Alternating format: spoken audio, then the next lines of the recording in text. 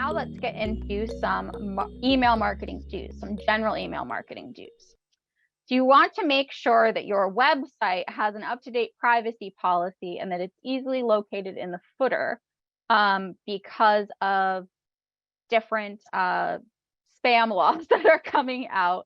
At any time you're collecting information, and in order to have a secure certificate on your site, you need to have an up-to-date privacy policy that kind of notes how you would be using that information. And if you need help on creating a privacy policy, there are resources like LegalZoom that would help you, but we do always recommend running it by a lawyer because that is a legal document. You need to include an opt-out link in your marketing emails. Email marketing systems typically do this automatically, and you'll see it kind of in the footer of the email. But sometimes people will include additional opt-out links for things like re-engagement emails. So emails that are sent to a specific segment of contacts who maybe haven't engaged with your email in over a year. And so you send something to them to kind of entice them to re-engage. Maybe it's a special discount or something like that.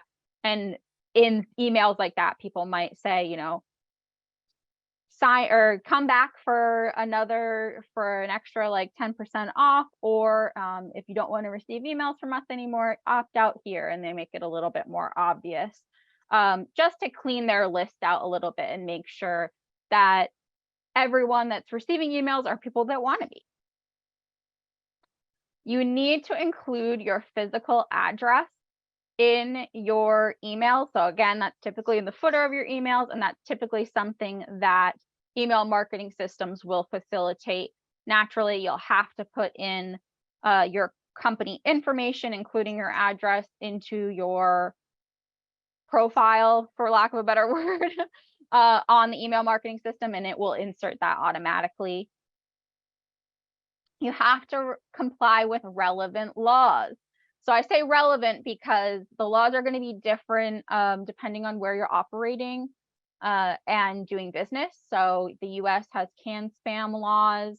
You need to make sure that you're not using any false or misleading information in the header. So your from and your reply to information need to be accurate to the person or business sending the email. So you can, as the business owner, have emails come from you as a person rather than the business name, but it can't be misrepresented in any way. So I can't send an email and say that, you know, this email is coming from Jennifer Lopez when it's coming from me or my business.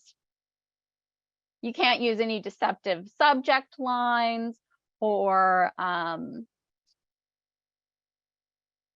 sorry about that. And you must tell recipients where you're located. So that's why you have to have your physical address in there. And any opt-out requests that you do receive have to be promptly honored.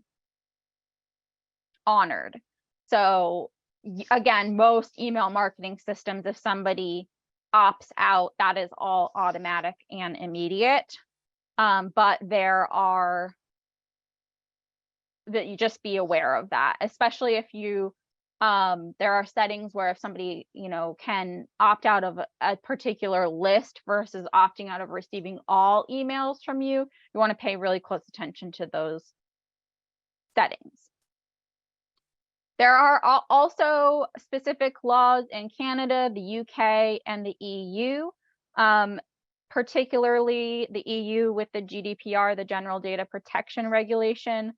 You might have seen websites where there are specific consents around how emails will be used when you're actually signing up to receive emails, and there's like checkbox to check that you acknowledge that your email is going to be used in a particular way. That's typically the EU.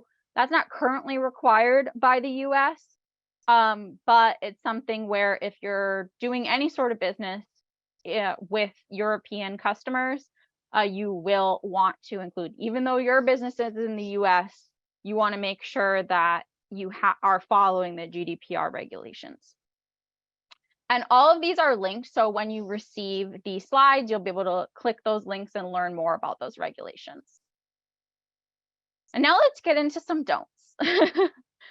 So I alluded to this before, but you never want to purchase a list and add to your email marketing application.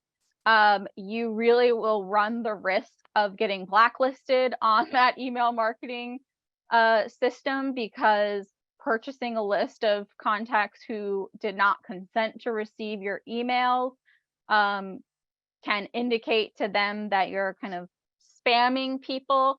And so that's why we really recommend, if you would like to invest in increasing your email marketing list, that you go the route of maybe holding a contest or working with another organization, maybe running a paid sponsored email with another publication, but don't purchase a list.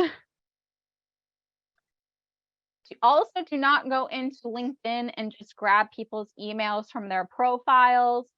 If you want to connect with somebody and send them a personal message, and it comes up organically that you want to share a link for them to personally opt into your email marketing list, that's totally fine.